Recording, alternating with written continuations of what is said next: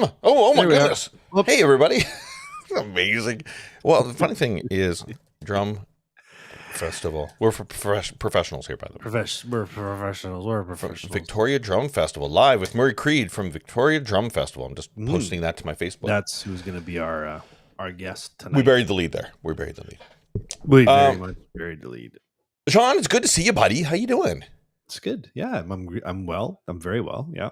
Yep. Well, wait a minute. You went from well to very well. What was the caveat to making it the change from well to very? I don't know. I don't have any soiled diapers to change at the moment, and your own. I guess you'd better keep not chat. my own even. I think your chat had better be educated on what's going on in your life. No 2-year-old screaming at me, and no 2-year-old hitting a 9-month-old, and no all that stuff. Well, it's like an hour sort of break, dude. It's pretty good. You've been a dad for the past while. Oh yeah, No, I guess it continues forever. But yes, yeah, for the rest of your life. For the past while, you've been a dad. Had I known this, I would have. Yeah, no. I'm actually going to be we call it in around our house. Yeah. My wife has given me the moniker, the house fra. What does that mean? That you're the house, like you're taking care of the house and the kids while I work. Because she has Mr. Mom. She has a degree. Yeah, Mr. Dad or Mr. Mom, whatever. Yeah, that Michael Keaton. Oh, you owe me a beer. Yes, so my wife has all the brains and a degree, so she's more gainfully employable than I am. And so we just said, well, why don't you just, you're the drummer and simple, so why don't you just be the house fra? Well, do your little drum geek show and be the house fra. Yeah, I think we can all resonate with the fact that us drummers are generally simple people. We just do what we do. And we go from gig to gig, and we give ourselves back pats, I think is the term. Yep. On the back, not on the bottom. Well, it kind of depends how friendly you are with the other drummers. Yes, it does. We'll learn tonight from Mr. Murray Creed, who's our guest. We're gonna learn from him whether or not he's maybe a hugger, or he's a high fiver after a situation. Is he a bum patter? How does he show get everybody super stoked about what they just did on stage? I have my suspicions about him, but I think I know what he is. But what are you? What are you? Me? Oh, it depends on how many alcoholic beverages I've drank. Let's pretend zero, because this is our base point. Who are you at zero drinks? At zero, I before the pandemic, I was probably a handshaker or like a bro hugger. The bro hug? Yep. Yeah, and now I'm maybe a bit more of a fist bumper. No, cool. Yeah. After a few drinks, though, like put my arm around you. You're easily hugging with the bum touch. Yeah, that sounds right. Peck on the cheek, the linger, maybe. Yeah, that sounds right. Yeah. Borderline, we're calling the police. Yes, sad reality. I am about to put a restraining order on you. Get away from me. They would. Yeah, it would depend. But if I was in the shape I was in Nanaimo with you and Murray, then it'd probably be really good times. Yeah, that's true. I found myself over the past while becoming kind of putty from Seinfeld. Oh yeah, so I'm doing more stoic. No, well, kind of, but I'm hey, high five. Yes, 8-ball. Like I'm a high five guy these days. You're a high fiver. I high fived a very old lady today. Very old. Did you break her arm, or she may or may not have arrived at the shop on a pterodactyl. She was very old, but I was helping her with a microphone. Everything was great. And she was like, oh, you got it working. Thank you so much. And I was like, perfect. Yeah. And I went in for a high five. And I think the high five is universally at any age. She knew exactly what to do. Oh, she did. Nice. Yeah. And she high fived you. Yeah. Because I think handshakes these days, people are like, oh, we're doing handshake. Or am I hugging? Am I? Yeah. But when you put your hand up like this. Yeah. This, by the way. Fingers open. Let's be clear. When you finger open, put your hand up like this. Yes. Everybody on earth knows what that is. Yeah, I suppose. Yeah. I challenge anybody who doesn't know that a high five is incoming. Right. And you have to make sure you don't miss either, because then the high five is super anticlimactic. I actually Elbow. watched the elbow. Yeah, Watch I the heard that snap. too. Yeah. But that's a pro play. I can't expect a 99-year-old woman to understand the elbow look high five. That's fine. But Yeah. I was the one guiding my hand to her hand.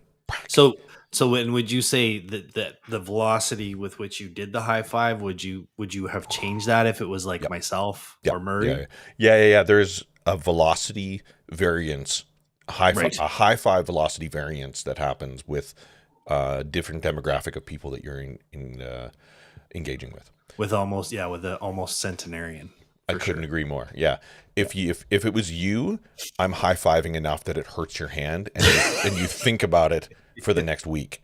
If it's a very elderly old lady, I'm going to her hand and I'm doing the pew, good job. You're just like, and I'm making even a sound effect. I'm like, pew, good job. So okay, what about someone like someone like Chloe, who's turned 16, who's obviously very young and strong, but she's wee. She's not quite as big as. I would argue that at that age, they're trying to hurt my hand. Of course. Right. Yes. Or maybe shooing you away. So it's different. Get away, old man. Yeah. That's right. But then I revert back to, like, if it's a child. Yeah. If it's a child, I do the child, like the little touchy. Like, sure.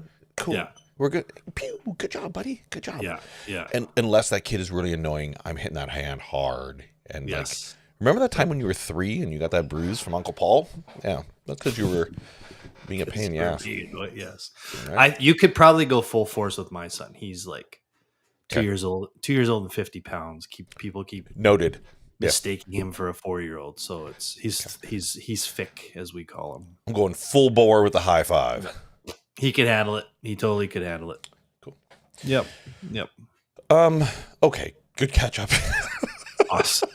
Awesome catch up after, like, I don't know. It's been, the last time we talked was Dr. Nadia Azar, who did the kinesiology studies and super eye opening. That was so very eye opening, right? It resonated with me really hard for the next weeks and weeks afterwards. Yeah. I think it's pretty cool.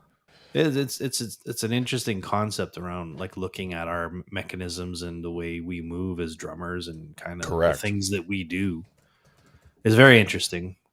The physicality of it. Yeah, for sure.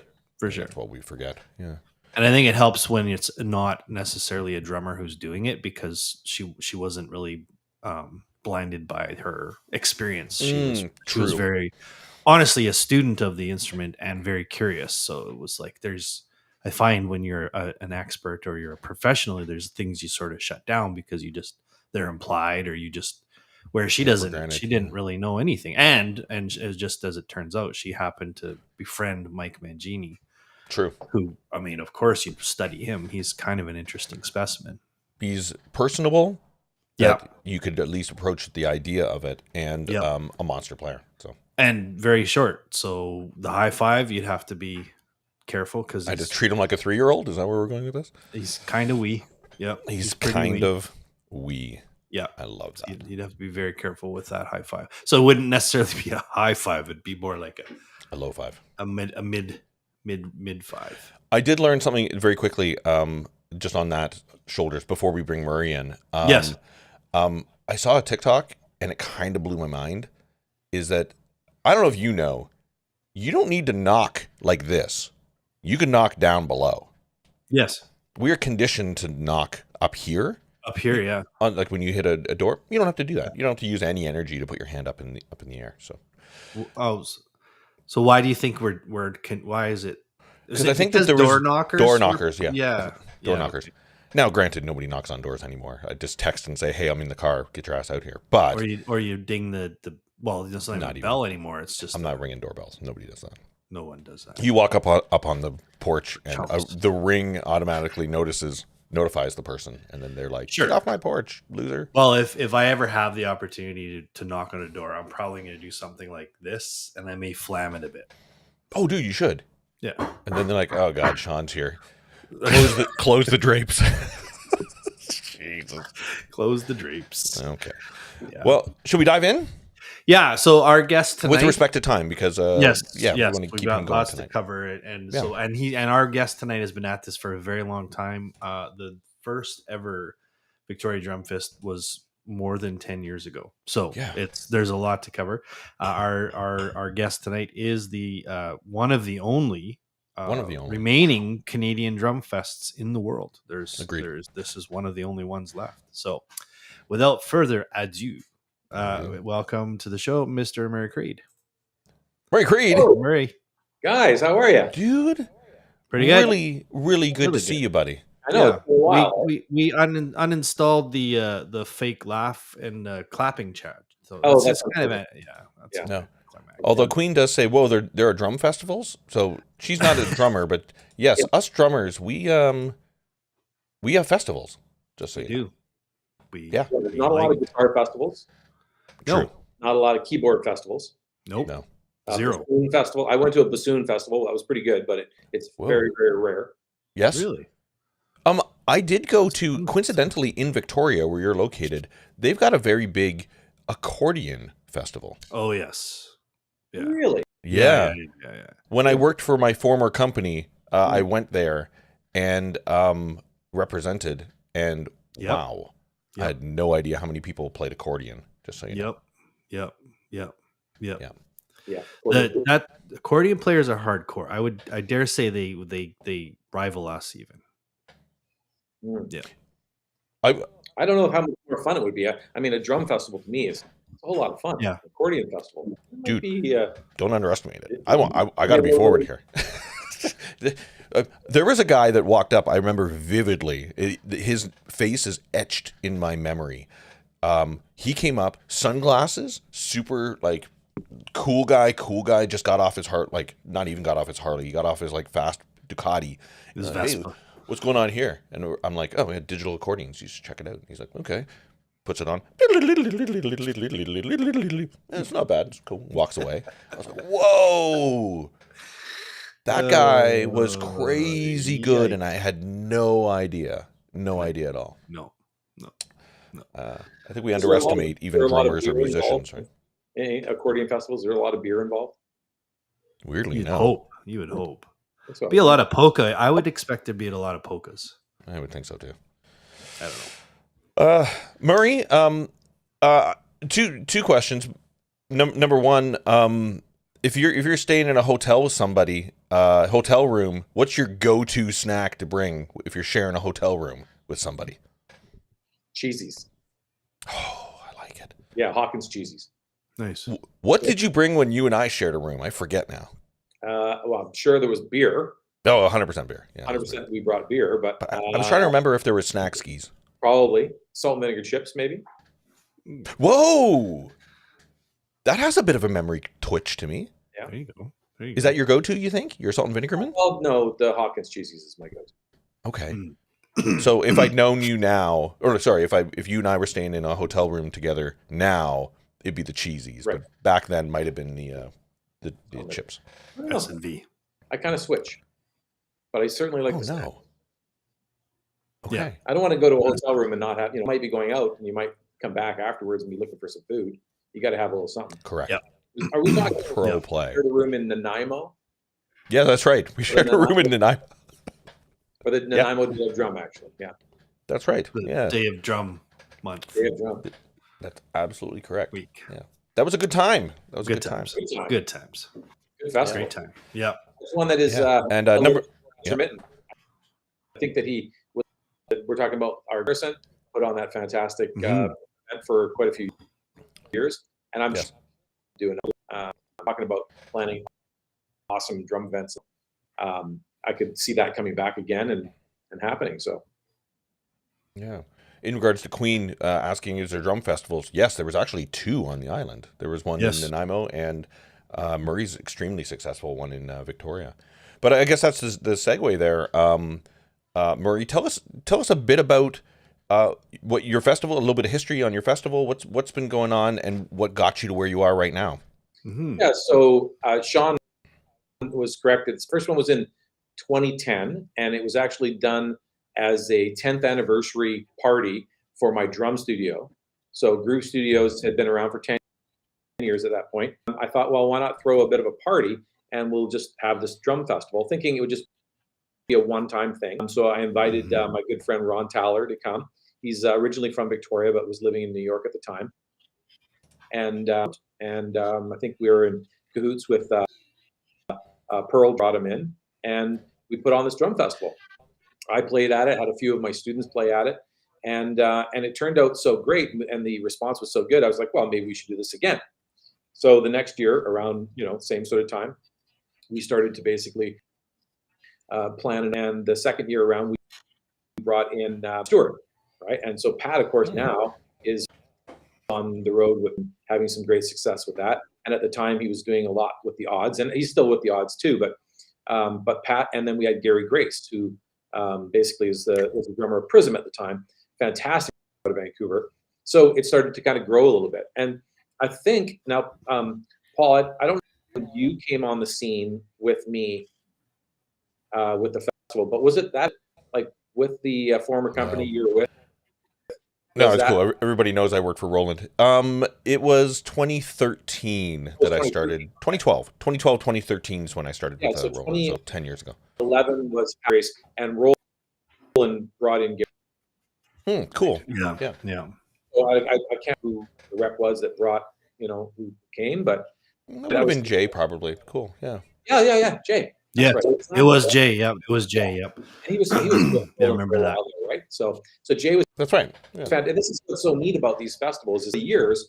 You and I've met, Sean and I've met Jay and friends, and that's sort of what's so neat too about the festival is that kind of reps and becoming friends with them, meeting the artists. So I didn't know Pat Stewart before at all, and now we have we chat back and forth on, and he's just a super guy. And so, but I wouldn't have had that relationship probably if I hadn't started the festival. And that's part of things that I love about the festival is that it's really about building those relationships with each other and getting to spend time in the industry and those artists and becoming friends with those artists, right? So I was telling one of my kind of open the. Go ahead. Sorry, go for it. Yep, yeah, go for it. I was telling one of my students today about Jerry Brown, who played with Stevie Wonder for so many years, and now he plays with Diana Ross. And you make a relationship like that just by having them come to the festival, and you become friends and connect and so on. And a few years later, I got an email from Jerry saying, "Hey, I'm playing at the River Rock in Vancouver with Diana Ross. Do you want to come to see the show? Got some tickets for you at the door." It's like amazing. I never would have had that opportunity. Sadly, I couldn't go. I had a gig that night. I couldn't do it. But it was just so nice to be asked. And it was only because I met him through the festival. So the festival has led to so many really great relationships. And so that's the start of it. When we kind of did it as an anniversary. And then, I think 2013, when we brought it up to another level where we actually brought somebody in that wasn't local, we brought in Dom Camilleri. And Dom, of course, was, like Sean and myself, he was our mentor. And still is. Same. And he's such an amazing individual. And so when we brought him in for the 2012 festival, it was, that was a big deal. We're bringing somebody in, that's not from, say, Vancouver or Victoria. Yeah. So it was a big deal. And the other person that was amazing that year was Scott Pellegrin. Which, just absolutely amazing. I saw him play at the Montreal Drum Festival in 2012, and I was just blown away by his contact. And I said, "Hey, listen, any chance you want to come to Victoria and play at the festival?" We've been friends ever since. A neat does is it creates those. I think you said Dom. I'm a big fan of Dom, and I think that, correct me if I'm wrong, but when Dom Famularo is involved with your festival, it gives legitimacy to your festival. Yeah, for sure. Right? Yeah, him being the status that he is, him being, world known, but it does give, the moment you see Dom's name on there, everybody kind of perks up and goes, "Oh, well, who else?" Because it's probably not just Dom and, a local jazz band. It's going to be Dom and some killer stuff that's going on, right? Yes. Although a local jazz band would be pretty good too, but neither here nor there. Yeah, so I mean, that was Dom did that, and that's what Dom does. He's always raising people, right? So what he does for just general drummers all around the world, right? He made it a little bit more international now. He was our first international. Ron Fowler he joined us in 2010, and he was from New York, but he's originally from Victoria, so that's how I knew him. But Dom was the first person that was, and same with Scotty P. Scott was from, he's from the States as well. So took the level one notch. The next year, we actually did a drummer festival this year. So that happened. I went to the Montreal Drum Festival again. Fantastic. And I wanted to go as many times as I could to steal as much information as I could about the way they do it. And I saw Larnell Lewis play. And I went, whoa, who is this guy? And I said, okay, this. And then the next day, I'm, after the festival's over, I'm in the airport and I'm heading back to fly back to Victoria. Who do I run into? Larnell Lewis. And so I went up and introduced myself. I said, wow, your performance was amazing. I said, is there any chance I could ever get you to come to Victoria to do the Victoria Drum Fest? He's like, sure, when is it? And boom, next year we have Larnell. Wow. On top of that year, we brought in one of Sean's really good buddies, Mitch Dorch. Yes, right? And that was amazing, right? Yep. Was that the year that you played it, Sean? Was that the same year when No, Mitch... I played the year Dom played it, actually. Oh, you were there with Dom. Okay, cool. Yeah. Dom, so I've never played your festival. Oh, well, yeah, you did lots, but you were just out, at the booth. Damn it, you called me on it. You're right. Shoot behind the kit playing. That's true. But on stage, no, we never got to. I'm a big nobody. Yeah, totally. Oh, I don't know. So so that was we had Larnell and we had Mitch Dorge that year. That was incredible. But it was really 2014 that kind of the place. It was Yamaha Drums contacted me and they said, we're going to bring in Dave Weckl. Yeah. And I went, seriously? I had to, I just couldn't even believe it. And so went for Peter Erskine. And so I had Peter Erskine already booked. I remember this one. Yeah. Going to bring in Dave Weckl. I went, oh my goodness, this is taking this to a whole new level. I invited my friend Jared Fall. I said, Jared, you got to come and play at the festival. I said, it's Dave Weckl and Peter Erskine. He said, not a chance. The way I'm doing this. I said, yeah, man, you're an awesome drummer and you should play a festival. And it took a little bit of, arm twisting, and Jared did it. And man, he practiced like crazy. He got on the stage and he held his own. I actually put him up between Peter Erskine and Dave Weckl. So really great year. And that was the first year we sold out. That was the first year where we actually, you couldn't get a ticket to the Victoria. The venue was size. I remember that one. Yeah. Boom, it was done. Actually, just as a quick side note on that festival was what stuck with me, and I'm sure it stuck with you guys, was Peter Erskine, who I've idolized for many. I love Peter Erskine very much. He was very humanized at the festival because I got to chat with him kind of intensely, which was really cool. Yeah. But when he was on stage, he did a segment where all he did on his ride cymbal, if you remember correct, he just went ting ting to ting ting to ting ting to ting. That's right. Yeah. And just that for 3 or 4 minutes. Yeah. Nothing else. Zero else on the kit. Yeah. And I just remember looking around the room and seeing every single eyeball on that ride cymbal. Yeah. And it was a lesson that has stuck with me forever. And it was so simple. It was so elementary. It was so good. And he nailed it. And that's the type of golden moments you kind of hope that you can achieve during any festival or any clinic or any YouTube video, right? And that stuck with me big time. So thank you for that. This is something that resonates. Something like that resonates with you, right? And something that that they saw Dave Weckl play with them, and same with Jared. It's you never know who you're gonna after the fact, right? And how something really like that. I was going to say that's like that. Yeah. There's some really cool discovery moments at drum fests. I know myself, not at necessarily just Victoria Drum Fest, but a couple of drummers that I discovered through drum festivals that I never would have heard of because they're from another country, and then you're able to follow them and kind of like, and even they rise up through the ranks of these festivals. And I mean, I think that's one of the awesome things about a festival. It's about discovery as much as camaraderie between drummers. Community for sure. Yeah, for sure. And then also too, I was going to say the cool thing about the Weckl Erskine thing was that Peter was a huge influence on Dave. So that was kind of a neat connection as well, is because they were both on this. I'm sure they've been on the same bill previous times, but a pretty special sort of thing to have, those two guys together, one who's influenced the other. And of course, graciously, Peter let Dave go last. So that was graciously. Yes. And that was, and speaking of which, the next year was Bernard Purdy and Jerry Brown. And right. We're talking this. So this was incredible. I got Bernard first. I went down the NAB show. I talked to Bernard. I said, come up and play the festival. He said, no problem. Gave him my card. And I got back from the NAB show 2 days later. I get an email from Bernard Purdy.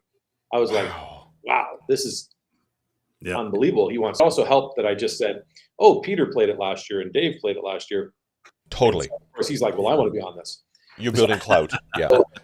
Going back to relationships. Our good friend Sean Brown from Yamaha contacts me and says, well, who do you have? I says, well, I got Jerry Brown. Sorry, I've got Bernard Purdy. And he's like, oh, well, we'll bring in Jerry Brown then because they're buddies. Yeah. I went, you're going to bring in who's drummer? I'm like, are you serious? He's like, yeah. I mean, he's like, I guess we'll put up with him for the night. He'll have somebody to hang out with. Yeah. I was like, that's so thoughtful, of Sean from Yamaha to think. So it's a poker game. Murray, I can tell you because I don't work for that company anymore. It's a poker game that if you were to get a A-lister drummer right off the bat, if you were to nail that down, every other company is like, oh, he's got that. Oh, we better get something. Let's go. You know what I mean? But if you've got just some lower tier, this guy headlining, then everybody's like, oh, okay, well, we'll wait another month and see what they're bringing in, and we'll see if we want to get involved or not. You know?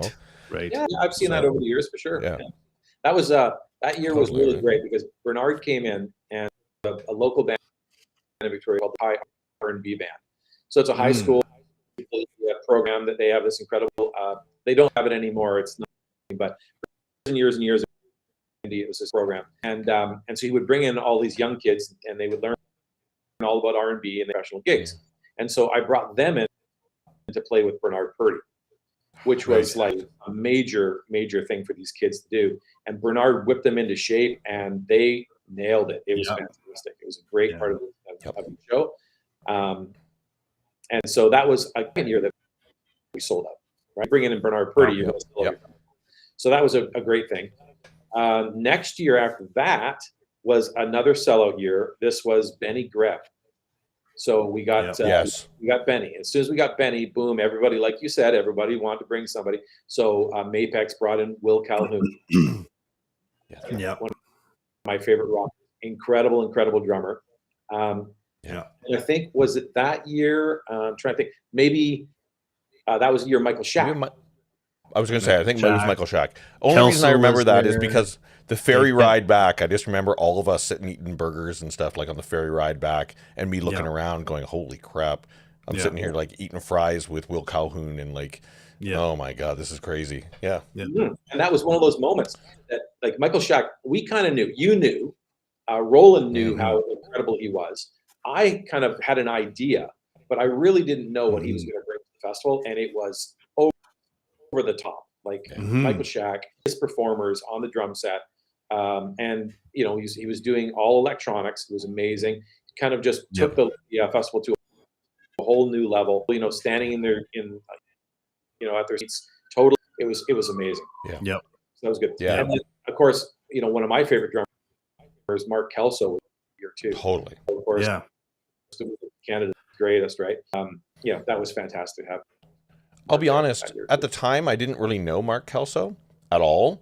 At all. And I just remember coming in through the door, and as I came in, I saw him up on stage, and he's always got his glasses up and everything.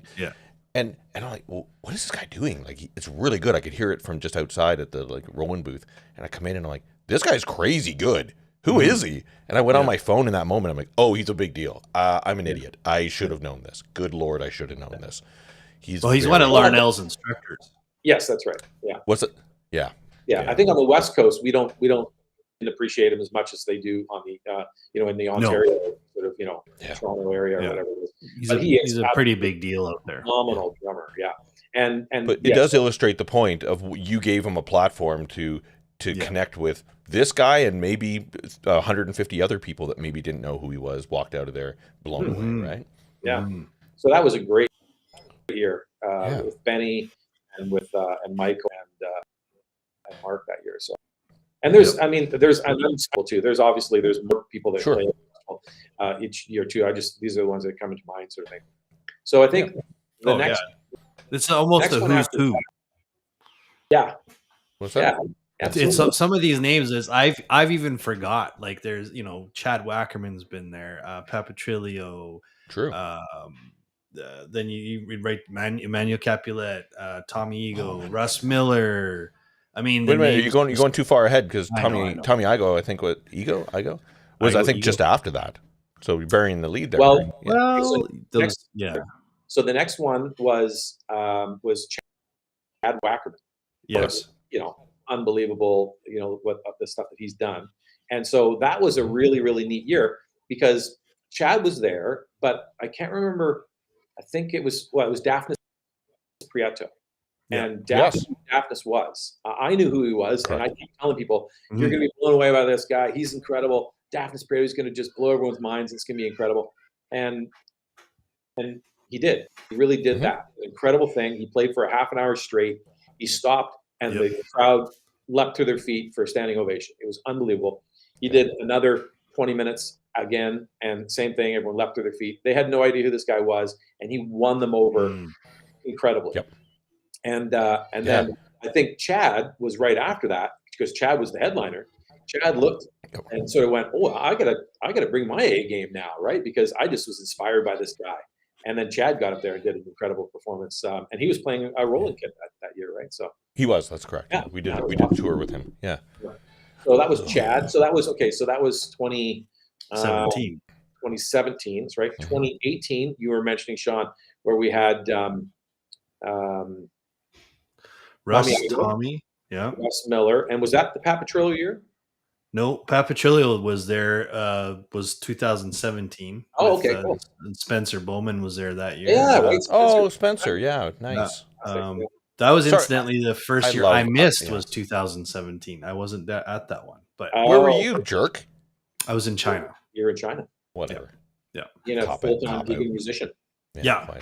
But Ryan Van Peuteren, right. RVP. Yeah. He was in 2018 with Emmanuel. That's a pretty stacked lineup right there. Those four. Yeah. Emmanuel was awesome. She was great. Yeah, it was great. That's right. That was your first female performer. Yes. Yeah, it's true, that's a real challenge. We can talk about that because I try every year, to get an amazing female performer. Yeah. And it's actually, you'd think, oh, it shouldn't be that hard. But you know what? There's something really difficult about it. Yeah. And sometimes I can make it happen, and sometimes I can't. This year, I tried and I tried and I tried. I had somebody, and I was all ready. This is going to be fantastic, and it didn't work out. And so I had to move on. And then there wasn't somebody that I could kind of bring in. So unfortunately, we don't. Yeah. But the 19 festival, which was the 10th anniversary, this is where we had such a stacked lineup. We had to move venues. We had to change to a new venue because we couldn't fit all the people that would be coming to the 10th anniversary.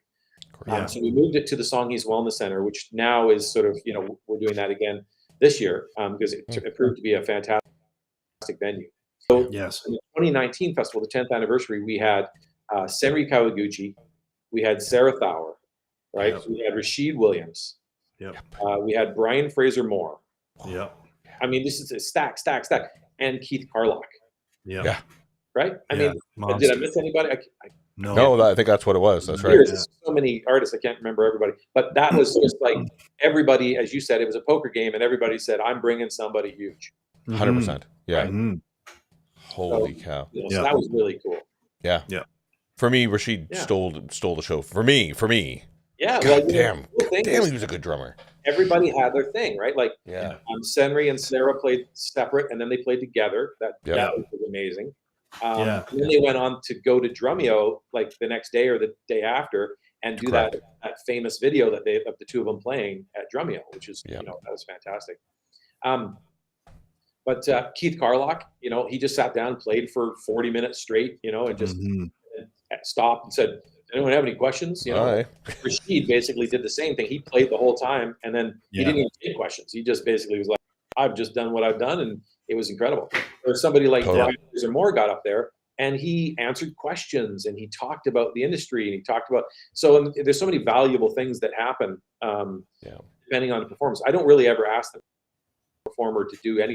I don't say, oh, could you do something educational performance? I just kind of like think, what are they going to do? And I put it together in a way that I think is going to make it kind of thing. A lot of help too. Sean's really valuable in that way too, where he gives me a lot of insight into what he thinks for the festival. So we always bouncing ideas off of each other. And thanks, Sean. Yeah. It's my pleasure. It's absolutely my pleasure. Yeah. Yeah. So that was 10 years, right? So there we were. 10th anniversary festival was absolutely huge. Great. So now we're getting things all ready for 2020. Yes. And actually, sorry, quick side to that. I just want to note something that actually was very beautiful that happened during that 10th anniversary. Was you had performing? Was an indigenous group that performed traditional drum ceremony. Yeah, that was that awesome. was, dude. What a great way to start that. By the way, I thought that was golden. Yes. So I didn't want to fly over that really quickly. I think it's important that we recognize that you killed it on that. So that was I thought it was a really great thing to be able to do, being that we're at the Songhees Wellness Center. It's the Songhees Nation, and so we actually brought in. We couldn't get the Songhees traditional dancers that year, so we started looking around to other communities near us, and we were able to get dancers and drummers. And they did an amazing kickoff to the show. I don't want to ruin the surprise. Something similar. There you go. And this year, beautiful. Because well, the words out of my mouth, because I was just going to say, if you continue that tradition, everybody will appreciate that. So that whatever you have planned, the idea of that, I think, is great. Keep it going. I think so. Yeah, and then the other side of that not everyone in Victoria would know is that Songhees Wellness Center is a beacon of.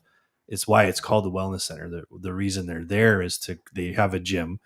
And they have spaces for Indigenous-owned businesses, but also one of the things they do is counsel elders and young people on the importance of nutrition and taking care of their bodies and taking care of their mental health. So they're very, very, very proactive in the community amongst the Songhees and Esquimalt people. So when Murray's having this festival there, he's supporting that. And then the building itself is a LEED certified building, so it's an eco-friendly building with an almost zero carbon footprint, other than the fact that it stands. But and it's on traditional land, exactly, right? So you just have this feeling when you roll up there and you come up to the beginning of the front of the venue place, and you go, wow, this place is absolutely gorgeous. Mm-hmm. And welcome in with open arms to have the festival there. And it's been just fantastic. It's just every bit of the Songhees Wellness Center is just working out great. So we're really excited to be there. Good. And so we had planned to do that for 2020. Okay, so for 2020, we were doing, so Drumeo was doing their first drum festival, the first Drumeo drum festival in Vancouver in 2020. So I thought to myself, and this was going to be in February, and mine was going to be in May, as it usually is. And so I thought to myself, well, what am I going to do that's a little different? I'm not just going to put on another drum festival because they just did a drum festival. And why don't I switch it and do something different to go with this Canadiana theme? Mm-hmm. So I wanted to bring in. And so that was the idea. And so we ran with that. We had the lineup. Everything was set. Tickets were, everything was great. And I don't know if you've heard about this thing called COVID, but it came along right around the same time. Tell us more. Someone caught a cold. Yeah. Brutal, bud. Brutal, right? Brutal. And it shut everything down, and including the festival. And then for the next year, we're like, but oh, wait a second, no, we can't do it. No, not allowed to open up to have these type of events. And we'll do it the next year. Well, the vaccines are rolling out now, so let's kind of like make sure that everyone's getting vaccinated. Let's make sure everybody's doing that. And then, so finally here we are, 2023. We get to the planning of the festival. I think, well, I've already got this Canadiana theme from 2020. I've already sold tickets with some of these artists in mind. I can't change that now. So let's run with it. Let's continue celebrating our incredible country with incredible drummers, and just bring in Canadian artists this year. So that's what we're doing. Yeah. Yeah. Oh, man. Well, that's a good segue. So who do we have appearing this year? Yeah, right. So let's do this, Murray. Let's. I want you to list who your favorite person is and your least favorite person, and then I want you to talk about how much you hate that one person that is your least favorite, and then I want you to celebrate how good the other person is. That's what we do here. That's easy. Okay. So Sean Mitchell is going to be coming tonight. I love Sean. Perfect. Good. Paul Herman is not coming. He hasn't even said anything about coming. So he's my least favorite person. You have skirted the question very well, buddy. Congratulations. Yeah, well, who do we got this year? Well, there you go. Have a look right there. You're gonna bring it up. Oh, yeah. Larnell Lewis. So there you go. 10 years later. Right? Yep. Larnell comes this year. Brent, right, from Drumeo. He's the new face of Drumeo. He's been there for years. Everything. Damn, Brandon is so good, man. I've loved over all these years seeing him progress. He's so good, man. Yeah. Be really, really cool to watch. It's going to be really nice. What do we got next? Oh, Christian Tana. Okay. Yep. So Christian Tana was on 2020 bill. I had him. I've always been a big fan of Christian Tana. I Mother Earth was one of my favorite rock bands. I was playing in bands 2 or 3, the 2000s, and then we played some shows with I Mother Earth, and I always loved his drumming. I thought he was incredible. So when it came to looking for a rock drummer for the festival this year, I was like, Christian Tana, I totally want to have him out. I saw him do a clinic in Nanaimo, and it was really great. And so I was like, definitely Christian Tana. So Christian's on the bill. Who's next on there? Oh, yes. This guy. Who's this guy? He's been known to slay. I have played the festival every year. This year was actually going to be an exception. I wasn't going to play the festival this year. I'll get into that in a second. But for the 10 years leading up, like when I first started it, I was doing, I started with a 40-minute set where I do like everybody else. I do a 40-minute set, 45 minutes or whatever. And then as the years kind of wore on, I thought, well, I still want to play at the festival, but I don't want to do a full thing. I don't want to take somebody else's spot. So I started just doing a 10-minute where I just come up with a drum solo. The majority of the people that come to the festival are actually students of my studio, my drum studio here in Victoria. So that's where the majority of the people are coming from. So they want to see their drum teacher get up there and play. So I just do a little 10-minute thing usually at the beginning of each festival. This year we had this amazing trip planned, which we just got back from. We just did a month in Europe as a family, and so I know how much time I usually put into practicing to get my performance ready to be able to perform this 10-minute drum solo at the festival. And I knew I wouldn't be able to do it this year with being away for the time that we were away, away from drums and stuff. So I decided not to play it. But then once I got back and I started kind of working on the actual, or maybe even before I left, I realized the artists that I'm trying to get I'm not able to land them. So I thought, okay, you know what? What I'll do is I'll do it this year, but I'll do something completely different, and I'll bring in my band, and we'll play an actual live set, which we haven't done since Bernard Purdy played with the Vic R&B band. And Sean, when you played with your lovely wife and a bass player, Ian McElroy, and that was 2012, right? Me and Saeed as well, yeah. Or 2015 when we had Bernard. And so it's been a long time band come and play. And what I'm going to do is I'm going to go through and play some of the more famous drum songs that we played. Beautiful. Cool. Yeah. Beautiful. Cool. We'll be playing Beatles. We'll be playing Zeppelin. We'll be playing The Police, Stevie Wonder. We'll be playing, just all these, sort of drum songs, right?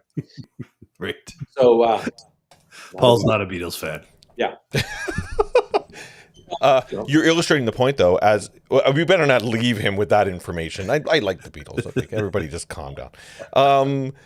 You're illustrating the point, though. As a drummer, we can watch drummers drum, but the application of drumming within an ensemble, there's something to be said when there's a room full of drummers, all eyes on you, and how are you communicating with those people on the stage? Yeah. It'll resonate with everybody who does play in a band and kind of normalize what we do, right? Yeah, and I think that was my thinking. That's the only reason I decided I would do it this year, is because I knew that I play with this band 50 shows a year, right? So I play a lot with these guys, and they are incredible. And so I know that I can get up there and just basically play with a little bit more of an emphasis on the drum part. And I can actually go up there and do a little edutainment where I'm actually going to talk a little bit about the drummer, talk about what their drum beat was in the original tracks, and I can demonstrate it, and then I'll say, okay, play it, and then we'll play along with the tune. So that's sort of what I'm going to do this year. And I think there's one more artist on there. I don't know that one. It's going to go to the next person. There he is. This guy. Oh my God. Ron Dinette. Now, Ron is a legend, in Canadian drum industry. He owns 3 classic drums, Milestone Percussion, and the George Way Drum Company. I don't know anybody else that owns 3 drum companies. He's a very good friend of mine. Maybe Roland. He'll own Roland soon enough. Yeah, I think so. Yeah, I think that's what the plan is. Dismantle them from the bottom up. So Ron approached me because he has so many great drummers that play his gear, and so many great drummers that he knows. And so he said, "Hey, listen, I've got this idea. I've got some drummers that maybe I'd like to showcase at the festival." And I thought about it. And I went, "What a great idea to showcase maybe some local talent from Vancouver." And so I said, "Well, why don't we call it Ron Dinette and Friends?" So this is a segment that we're going to do this year, and if it goes really well, maybe we'll do it every year. And it's cool. Where he'll get up and he'll talk a little bit about whoever the drummer is that's going to be playing, and introduce them basically, in essence. And he'll be bringing somebody. And so this year, it's very special. He's bringing Rocket Norton.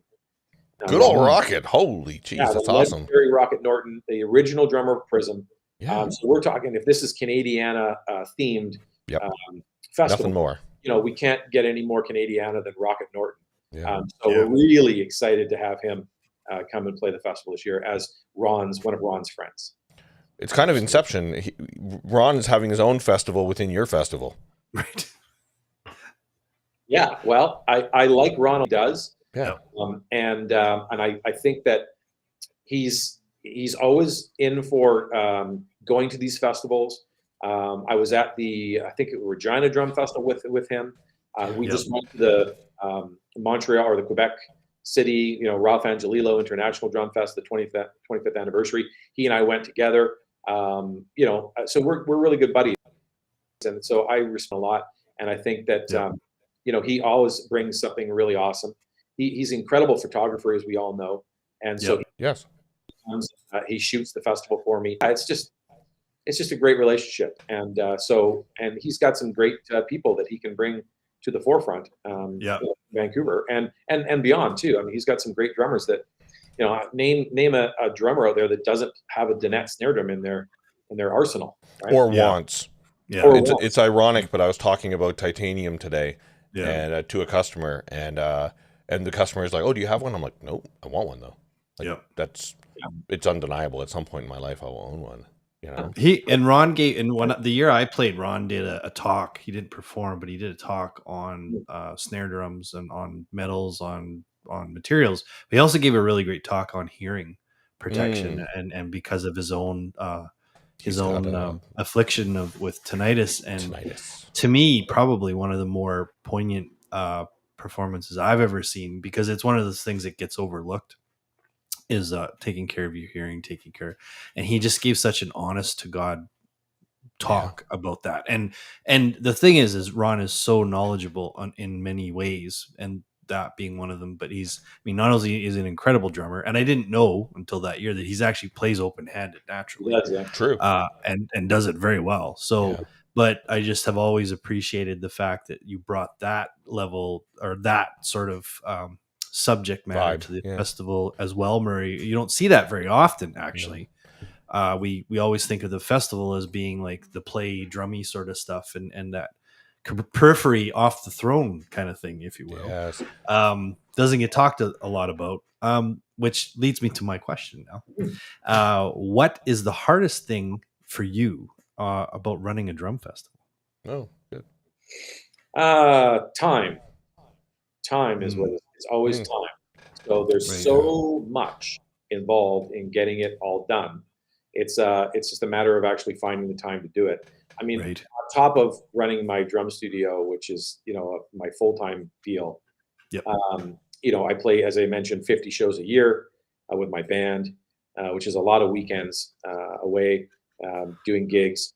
I try to spend as much time with my family as possible. So when I go to put on a festival, I know I'm taking time away from, doing that kind of stuff, or even free time for myself, like time for me to go and play a round of golf or go for lunch with a friend or something like that. Instead, I'm sitting downstairs on my computer, emailing the sponsors, trying to make sure that everybody's on board and they've got their logos to me, and all this kind of stuff. So it's time. That's the thing that I think is the hardest with putting on the festival. The contacting the actual reps, that's contacting the artists, that's really fun.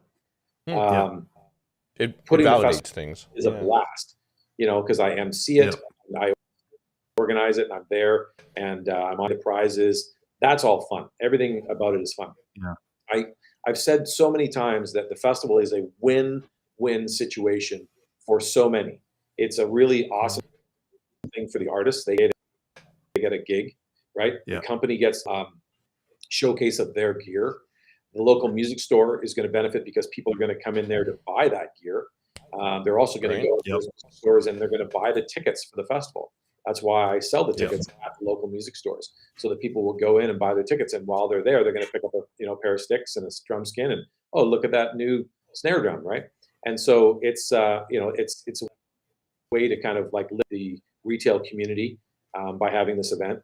The payoff for my students is that they get to see these world-class drummers play, which inspires them to want to play the drums, which a byproduct of that is that they continue to come for lessons with me in my studio.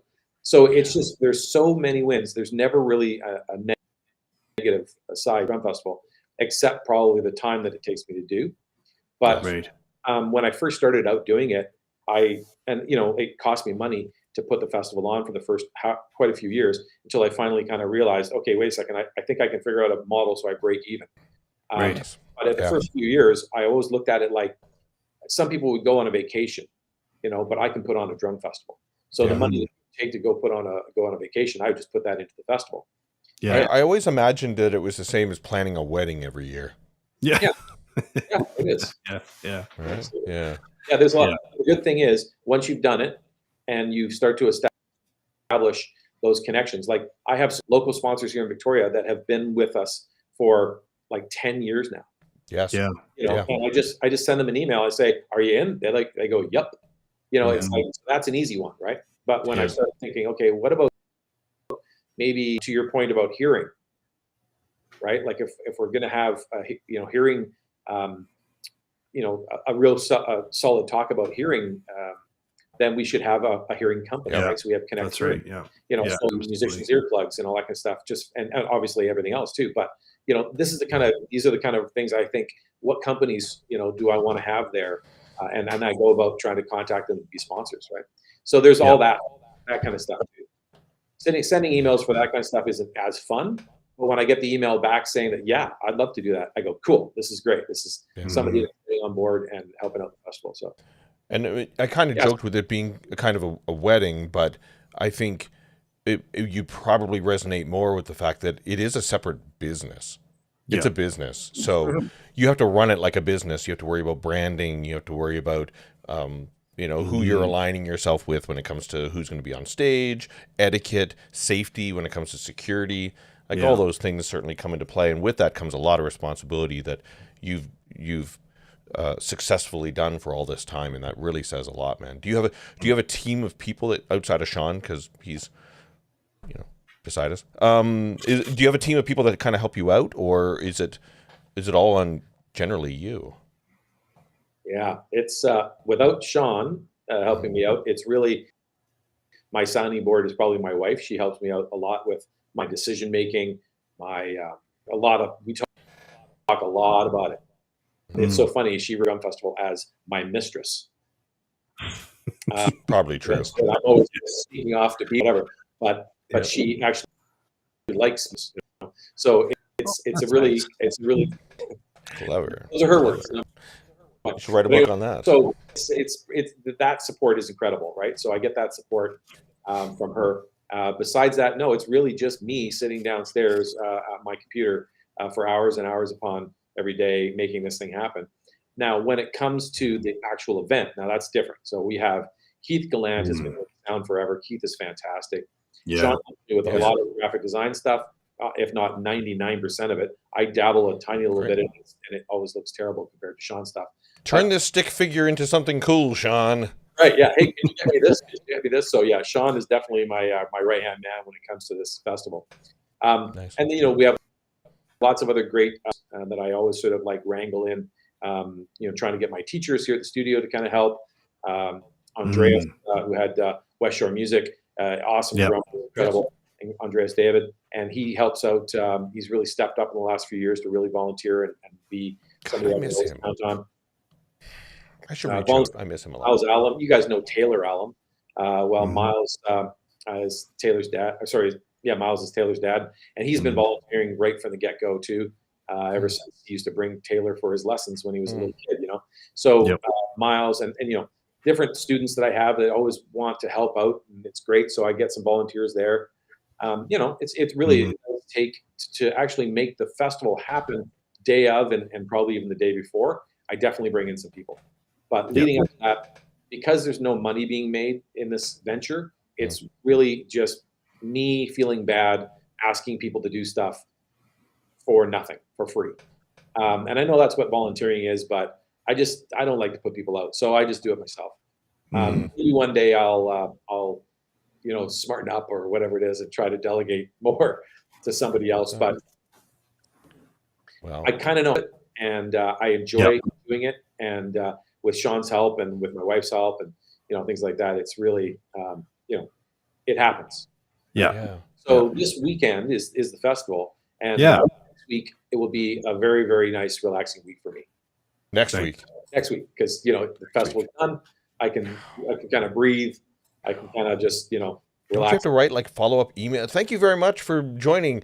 Let's start talking next year. Here we go. It's going to be on this date. I don't. I really don't. I mean, I might have to pick a date and maybe lock in a couple of things, but really I don't. I shut her down till September. I don't think about it till September. Usually that's when I start kind of, mulling the idea over again. Let's get it going. It didn't usually even really start until January. That's when I really buckled down and started doing for it. And so it takes about 6 months because it's usually in sort of May. It's sort of worth of work for 5 or 6 hours. Yeah. It's fun. I actually enjoy doing it, and I wouldn't do it if I didn't enjoy it. As I said, the relationship and the artists that I've met and the people that I've been able to hang out for the weekend. When you get to go pick up Bernard Purdy at the airport. Yep. You get to draw Bernard Purdy, or you get to go pick up Dave from the airport. That's a lot of responsibility, dude. I know, right? Yeah, and or whoever it is, that we bring in, and we get to basically hang out and become friends over the weekend. That is, that's one of the things that I definitely do this for, is to make those relationships and those, It really feels like there's not an immense amount of stress on you, and that's good news because obviously, like Sean and I talk a lot about mental health on here as well, like physical and mental health, right? So I certainly worry. I'm certainly plugged into a lot of Comic-Cons and stuff locally, and we just had a meeting today for Penticton Comic-Con, and they've got a good team of people taking care of this huge convention that's happening. But I can certainly see some stress starting to come in because it's all about communication. But at no point are they going to say, well, there's too much stress. That's it. This is our last one for the year. There is a responsibility. No, we got to keep going. We got to find ways to make this work. So are you finding that this is inevitable. You are going to continue doing this for many, many years. And I guess the question I have for you, long, convoluted way of saying it, are you starting to put methods in place to make it like template so that each year gets easier and easier for you? Yes, absolutely. Yeah, that is definitely the first 5 years was like, oh my gosh, what am I doing? And Mm, running around, trying to make this thing happen. Now there's definitely an actual kind of, I know what dates I have to start selling tickets. I know when right. I start the promotion. I know when I want the lineup done by. Right. There's a lot of things. This year was an interesting one, as I mentioned, because right in like leading up to it, we took off for a month to Europe. Yeah. You know, Right. that Yeah. was a very, very, gutsy thing to do. It's very selfish of you, Murray. Yeah, right. But hey, we were trying, to go before So selfish. this little thing as COVID happened. We were Yeah. planning this trip, and so we finally got to do it this year. And it was like, wow, am I going to put on a festival and still be able to go to Europe for a month? And I really did go and sort of not think about the festival as much. I did a couple of posts here and there while I was sitting in Tuscany. Nice. But yeah, Ooh la la. you know, right? Holy jeez. A nice glass of wine in my hand, and I'm making posts about Larnell Lewis and Brandon Taves and Ron Dennett and It's a Christian. good life. Christian Yeah. Taves. It was fantastic, but it was really like it didn't take over my trip. So Good. it That's was really one of those things that, as you say about mental health, you do have to do that for yourself. You really have Yes. to make sure that you're, taking the time to get out and not just be doing that. So that time for me was that month away, and hopefully next week when I can get back on the golf course. Oh, that's the right answer. Who be on your bucket list, Murray, who you haven't had yet to be at the festival? Oh man. Buddy Rich. Well, Hologram. Steve Yeah. Gadd, Steve right? Gadd. Steve Yeah, that's a Gadd, good one. Yeah. Jordan. Steve. Oh yes. Right? I'll come out for that one, buddy. Can you imagine that? Right? Yeah. Yeah. I mean, the list is endless, really. Jojo Mayer, love to have Jojo Mayer, right? Yeah. Yeah. These are just names that are coming off the top of my head. Yeah. There's some great, one of the artists I was trying to get this year was Domino Sant'Antonio. I'd love to have her out, right? She's incredible. Mm, So Annika Niles, obviously, Mhm. like, yeah. I've been working on trying to get, we've had lots of conversations about that. So there's just so many. Yeah. That it's just, Domino Sant'Antonio. Yeah, perfect. yeah, Sorry. Domino's incredible. She's doing a lot of stuff with Drumeo. Yeah. That's also something that we should just touch on real quick too. A lot of the people that have Good. played the festival that I haven't had a chance to mention are now and were Drumeo people. So Dave Atkinson played the festival, Mhm. and Ruben Spiker played the festival. Aaron Mhm. played the festival. Mhm. Of course, Jared. I don't know if I'm Now missing anybody, Brandon. but Yeah. they've been great with regards to supporting this festival, which is just right across the water, right? Yeah. And so they've always been a huge supporter, and so that. And It's funny. In my notes, I wanted to talk a bit about your partnership with Drumeo in particular, because they have a good business model, obviously, but they insert themselves into whatever's happening as well, and they want to be Mhm. eagerly involved, right? Yeah. So yeah, and the fact that you're obviously very welcoming to them, like, yes, let's keep doing stuff together. This is great, right? Yes, Mhm. yeah, that's Yeah. right. Well, I've been fortunate enough to be a Drumeo instructor, almost since they started, and did a lot of filming, a lot of courses for them, and have done a lot of live lessons and a lot of student reviews and things like. Starting that again next week, where I'll be doing a lot more reviews for Drumeo, and so we're setting up a whole studio here at Groove Studios to be able to film and do student reviews as a remote location. So we're going to be doing it next week. So yeah, Drumeo and I are, we're definitely in cahoots, and it's a lot of fun to work with those guys, supportive of the drumming community as a whole. They've taken the drum education online to just this absolute world class. Who wouldn't want to be involved with an awesome company like that, right? So, well, I was going to say too, it's a unique situation for you, Murray, because Drumeo is able to make this kind of a 2-for-1. I know past drum festivals such as say the Cape Breton or Regina, even Montreal, as big as Montreal got, Mhm. the other two, Cape Breton and Regina, I mean, that's a struggle. You're trying to ask players to come out to the middle of Canada or middle of nowhere, essentially by American standards, Sure. for one city. Whereas, Murray, and Drumeo are in a great partnership where they can come to Drumeo and then be at the festival, or vice versa. Right. So again, with the community aspect, that, and then who knows down the road, I know Murray and I attended Woodstick in Seattle a number of years ago. So maybe there's going to be a trifecta there someday. Who knows? That means Right. 3. Absolutely, right? I mean, Well, the drumming communities are strong for sure. Yeah. In this area, which is great, with the festival Yeah. there, with Drumeo being over in Vancouver and Abbotsford, and Seattle's got some really great things going on Yeah. too, Yeah. right? So Um, I was people go- go to Seattle for the festival, which is cool. yeah.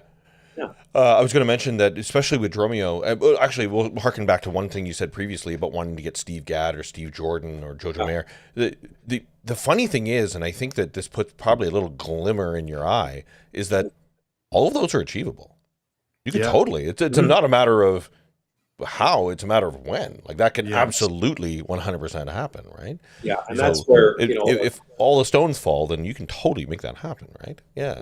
absolutely, and that's what's really great about having such a great relationship with Drumeo, is that they have been obviously bringing in the monsters of the industry, with Chad Smith last week and everything, and just so many incredible drummers. And so those are the things that when they have an artist, if I'm bringing an artist into the festival, and we get that artist to go over and do Drumeo, and if they have an artist at the same time as the festival that they're having in the studio, then they come over and play the festival. We're definitely kind of like always keeping that sort of thing in mind. We did that with Bernard Purdy. Was definitely one that with. I wonder if maybe Larnell, when he came out and did the festival in 2013, if maybe that was when he started doing some Drumeo stuff. I can't remember if that was maybe the first one. Definitely Sarah Thauer and Senri, when they went there, Keith Carlock, Benny Greb. These are all artists that all did Drumeo either just before or just after the festival. Great. So, Yeah. it was all kind of either them getting them or me getting them, and contact and say, hey, listen, I've got Bernard Purdy. Obviously, you guys would like to have him at the festival, at Drumeo. Then, of course, right? And then that's how the relationship sort of started. And I was already teaching for them at the time too, so I already had them in my radar as far as what they were doing, which was awesome. So. I have a question, and I don't know how this is going to be received, but I'm just going to say it. Is at my previous employment, we had a thing where we all know Darren. Darren's awesome. We always use the word relevant all the time. Is try to make drummers relevant, right? And that had to do with just because we were selling electronic drum kits. It was about like inspiring people to play modern music and be relevant, right? And in modern music, the cool thing that I'm seeing with Drumeo in particular right now is that although there's this this goal to try to get top tier people like Chad Smith, they've really delved down a road of getting all the TikTok artists and all the YouTube drummers and Instagram drummers on and spotlighting that aspect of the drumming industry, right?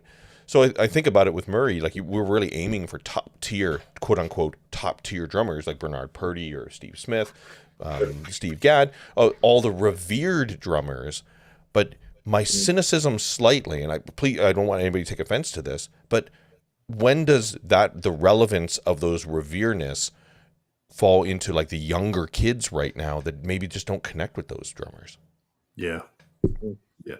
Does that make sense? Yeah, for sure. I mean, as an instructor, like this is all day long. I teach people. Always trying to inspire them to understand who those legends are. Good. I'm like because they're seeing on their own the TikTokers and Instagram drummers and the YouTube drummers. So they're not seeing those legends. Right. Where all of these sort of social media drummers are standing on the shoulders of all these giants, and those giants maybe are not getting the recognition that they should because or they're getting older or whatever. So as a drum teacher, I'm always sort of like trying to bring those this is who so and so is. This is who Chad Smith is. This is who Stuart Copeland is. This is who, like for the amount of people that I say, okay, we're going to play a song by Led Zeppelin, and they go, I'm like, do you know who the drummer is? And they go, nope. I'm like, okay, well, obviously my job is to now Strap in. Yeah, let you know the greatest drummer of all time. My favorite drummer. Yeah. Yep. I think Jack Bonham, I think is his name, something like that. Anyway, 100%. Yeah. Bite your tongue. Yeah. So Richard Bonham. Yeah. So I don't know that. I mean, they're seeing all that stuff all the time because they're on TikTok. They're on TikTok and they're watching Instagram and whatever. Yeah. It may be. So they're seeing that. I don't feel bad that I'm not shining a light on it. It's trying to bring up some of these legends that really need to be ones that we celebrate, because they're, how many more years are they going to be out there playing? And and sure, I'm sure. Do you find you're getting a certain demographic of people coming out that, like, I'll tell you, when we were on tour with Chad Wackerman, we found that majority of the people in the audience were older, and majority of the people in the audience were not drummers. Right. Yeah. They just want to hear stories of Frank Zappa being on the road, right? Yeah, that happened at the festival. Yeah, definitely. Totally, right? So there's demographic of people that you're gonna get coming to the festival, and I think Drumeo kind of is delving into that social media drummer, because they're like, we need to hit the young kids, get them inspired, so that they ask the questions about the big dogs. Sure. Yeah, I was just gonna say that they're kind of doing the service. I mean, I think there's an onus on some of the legends to up their game. I mean, you have to. I mean, that's the new way to be received and to be discovered is social media, or even I remember teaching kids and they wanted to learn a song from a video game. Sure. So you do have to, I think, and I'm not naming names specifically, but the Carmine Appices and the Liberty DeVitos of the world, it does them well to be out there, because there are these drummers. I mean, let's face it, Maytel Cohen, she reinvented a lot of metal drummers, careers in a lot of ways, and brought those drummers to the forefront, because she was doing the covers. True. Now the packaging was, of course, she's beautiful and she's an awesome drummer, but then it also, that they're introducing. They're spotlighting some of these artists who are on these tracks, but then I think the onus then is on those guys and girls to then say, okay, my light's sort of shining again. This song's become popular, and like I'm thinking of someone like Denny Sywell or Carmine Appice, who's been on a lot of, Carmine wrote or co-wrote "Do You Think I'm Sexy?" So it does, to me, it alludes to the fact that some of these drummers need to be paying attention to this, because these drummers are doing them a service, as much as I know there are some old school people who say, this is bad. It's actually really good. John Bonham, just so you know, John Bonham doesn't even have an Instagram account. He's not even on. John Bonham doesn't need an Instagram account. He's not even on Instagram. He's not relevant. Well, no, let's not now, Paul. Oh, sorry. I don't want to scratch your eyes out or anything. No, I know, that's true. I certainly do like watching Jason Bottom's posts. Whole other conversation. They're true. Whole other conversation. It kind of harkens to, like, I was chatting with a good drummer today, a drum instructor at the shop today, and he, exactly everything you said, Murray, he has started one of his students on Clyde Stubblefield. Right. So they're talking a lot about James Brown. They're talking about, like, that pocket of playing. And I said to him right before he went in the lesson, he was kind of telling me about it. I was like, oh, dude, like, very similar type drum beats. I'm a big Billy Martin fan from Medeski, Martin and Wood. The Agogo album, huge fan. He was like, holy cow, yes. That kid's getting a lesson today on Medeski, Martin and Wood as well. I was like, amazing. Yeah. And you're absolutely right. The onus, but also as an instructor, I guess you got to be inspired to not only educate the drumming, but educate the history of, and your heroes. Try to show, this is why I love drumming, and I want to inspire you why I love drumming. Right? Yeah, and that's the thing is you're forever learning, and is poking around on social media, looking to see who these amazing drummers are that are coming up, and how they're doing it. But through teaching for as long as I've been teaching, that there are certain drummers that I definitely am going to point out. I'm going to talk about Clyde Stubblefield. I'm going to talk about Steve Gadd. I'm going to talk about Mitch Mitchell. I'm going to talk about all these incredible drummers, because these are the the the giants that we're all standing on their shoulders, right? So Yeah. it just that's why I keep looking for like this, as you mentioned, like Steve Smith. I'd love to have Steve Smith, things like that. Yeah. One drummer I will mention, I'm going to call it out right now. This is somebody that I always wanted, and so let's make it happen. Stanton Moore. Yeah. Stanton Moore is one of my favorite drummers. He's Grass fun. up here, Stanton. I would call us friends. He's just a great guy, and I want to have him to the festival. So one day, that's somebody that I definitely want to have. When you were asking me earlier, who is it? Yeah. At the festival, Stanton Moore. Once again, totally achievable. How about this? Yeah. How about the other side of the coin? Who is so revered, like they won't return your phone call? Who's somebody that's just at a point where you're just like, there's no way I could get this person? Paul J. Herman. No, I'm a big nobody. Who do you think is so like that I'm never ever going to get? Yeah. We're never going to get Tommy Lee. We're never going to get Larry Mullen Jr. Whoa, good. We'll never get Carter Beauford. We will never get Matt Cameron. These are all people that I've wanted, I've asked for, and I just get sort of feedback saying they don't really do that. Yeah, it's not really their thing. So those are just a few names that pop into my mind that I don't think we will, as much as how incredible Carter Beauford. Totally. Yeah. I heard he doesn't. I heard he absolutely will not do drum clinics. I've heard that in the past. He doesn't believe in them or doesn't. Let's say he did. Let's say he came out. It'd be it's like that thing. Said you can't. It's a forbidden fruit. You just can't have it. Right? Yeah. Well done. Well done. Yeah. Those are a few. Larry Mullen Jr. Obviously, that'd be incredible, right? But are we? Yeah. Larry also doesn't refer to himself as a drummer. That's what I loved about him. Yeah, that's true. Yeah. I remember seeing an interview with him, and he's like, I'm not even a drummer. I just play drums in the band U2, but I don't know what I'm doing outside of this band. Right. And I'm like, oh my God, humble as hell, but also very humble. Cool. He's got enough. Get him for liner notes, and he's going to have stories, Sean? Again, good luck.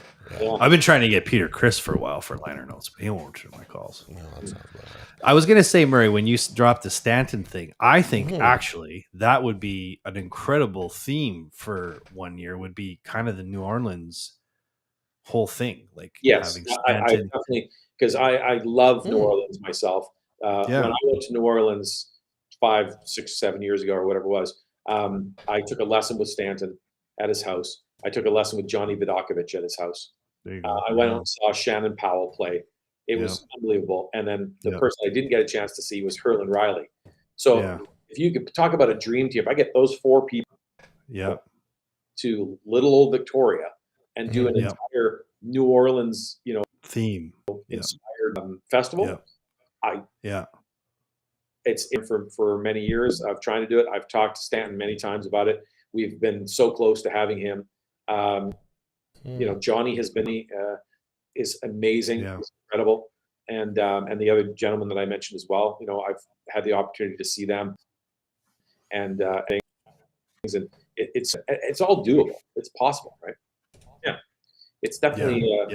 There's just a handful of people that I think are impossible, but there's a lot that would love to come and do this, especially be on Drumeo and then come over and do the festival. There you go.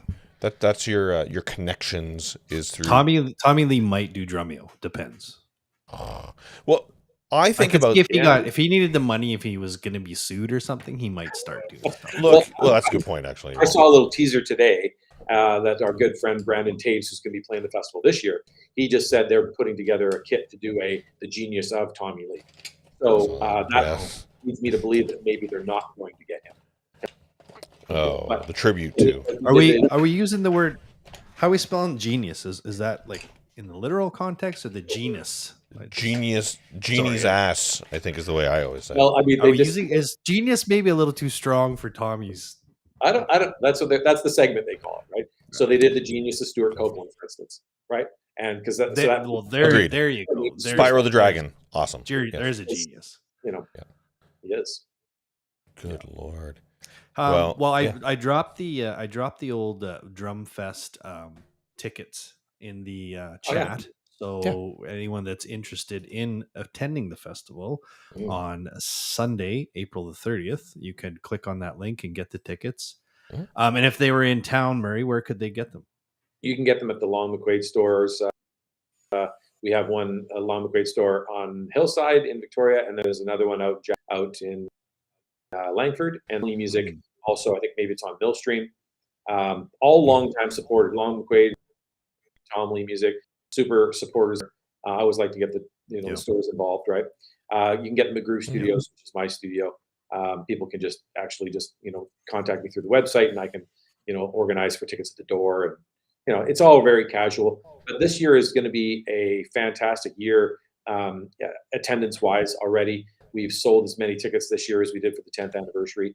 So, which is very, very heartening to know that people are wanting to get out and come see the festival again after a 4-year hiatus that we've sort of taken off. So yeah, I'm really excited about this year's lineup is going to be really cool with Canadiana. We're back at the Songies Wellness Center. It doesn't get any better than that, right? Fantastic. The companies, the prizes that roll in from this event, unbelievable. You just got a Zildjian cymbal yesterday. I got an Istanbul AGOP cymbal the other day, waiting on something from Peisty.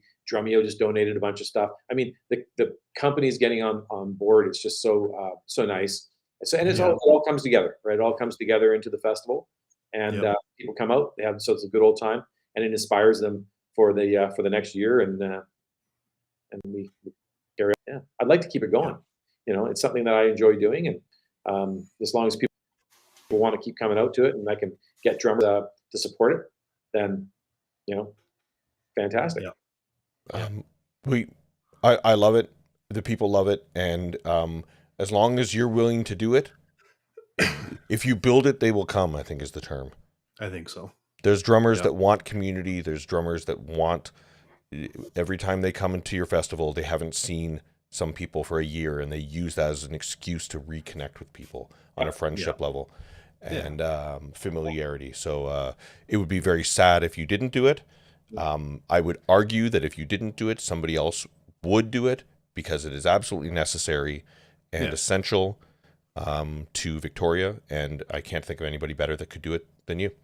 Oh, thanks, buddy. Appreciate that. Cool. Okay, well, do you want to wind her down, Sean? We can. Okay. We definitely can. Should we let this guy go and then do a little thing, and then we'll leave? Yeah, for sure. Okay. All right. Well, thank you, gentlemen. Appreciate it. Yeah. Thanks, dude. I miss you very much. I'm not joking. Even sharing a hotel room with you that one time. It was super fun. You're one of my favorite people outside of this guy. You're one of my favorite people, and to see your smiling face puts a big smile on my face too. I'm really, really proud of you, man. Cool. Thank you. Well, I appreciate that. We've definitely had a lot of good times, the three of us. Yeah, and hopefully that's going to continue. But we just got to get up into the interior to see you. Well, other way around. I got to come down to you. So we'll see. We'll see. That's good. Yeah, Murray, thanks, buddy. Just come on down this weekend. There's a little thing on this weekend in case you want to hop on a plane. Come on down. Boring. Bye, Murray. Yeah. Cheers, buddy. Love you, buddy. Bye. Yeah. Well, that was a nice one. That was a nice one. That was a good one. That's Look at good. that guy. Yeah, look at that guy. I mean, and it's to be honest. I mean, that's the truth, right? It's a big undertaking. I've been to multiple festivals, and the drum festival is a huge undertaking. Not only just because of it's a festival, but you have the striking and the setting up of kits, and how does that work? And each festival does things differently, and it's just drums are not something that are easy to cart around. No, that's it's not true. like a flautist festival. Oh, God. A flautist festival would be the easiest festival on the face of the planet. That's actually true. I didn't ask him, and in retrospect, I probably should have. But having all the gear staged, having all the gear arriving, oh my God, that's such an undertaking. So that part I can attest to. Well, before, when he was doing it at the downtown hotel, we had all this kit set up. So then just the drummer would come to their kit. But the song, he's a bit different monster, because you have to strike and set up kits. So that makes the stage area a lot more active, which adds a whole level of things. Yes, and that's where the volunteers come into play big time. That's when the reps come into play, the manufacturers, making sure everything arrives on time, make sure it's the right stuff. Oh my God. We could have talked for hours with We'll talk Murray. for more. Oh my god. Well, we'll get him on again. We'll hang out. And But we're going live again tomorrow too. Dude, we're going live again. At 4:30 our time. Correct. 7:30 Eastern Standard Time. We're going to be having this. So Dave is not a drummer per se, but again, it's off the throne, so we're not necessarily. Dave Darlington will be our guest tomorrow. Yes. Dave's got over 1,000 album credits to his name. He was the composer for the series Oz, but he's also been more famously attached to Sting, to Whitney Houston. He actually did Whitney Houston's Family Band album, which he has some really funny stories. I'm going to allow him to share that with you. And then Dave has actually been picked by the Miles Davis estate to start mixing and mastering some unheard Miles music. Has never seen the light of day. I didn't know that. Wow. And he's going to be digitally mixing and mastering it from analog. So he's been knee deep in some Miles Davis, and he said some of it's just mind blowing. So lots to talk to Dave about. So we'll be talking to Dave. He's an engineer, but he's also been a producer, and he just knows a ton about mixing. And some of the stuff I learned on his course about mixing drums it'll change your world. So love it. Looking forward. It holds true. Yep. We're cool people. We're talking to cool people. It's what we do. That's right. Good Lord. Okay. Well, I just want to end this with something very important that I announced on my Retrologist stream, which sounds like a plug, but anyways, I have a thing called go ahead. Retrologist. Yeah, plug it. Retrologists. I love the show. Thank you. I don't know if you were around, but this has been a pretty exciting couple weeks. Okay. I think I might know what this is about. Yeah. I am a fan of chicken tenders. Oh, okay. That's not what I thought. Not where you're going. I'm a big fan of chicken tender. I'll get chicken tendies anytime. Okay. I'm a guy. I love it. Yeah. Recently, I've been given extra chicken tendies. If I order a 3, they give me 4. And I'm not talking about once or twice. This has happened now 6 times over the past maybe 3 weeks. Wow. As recent as Saturday, I ordered a 5-piece. I'm going to let you guess how many I got. 6. Monday, I ordered them, and I ordered a 3-piece. How many did I get? 4.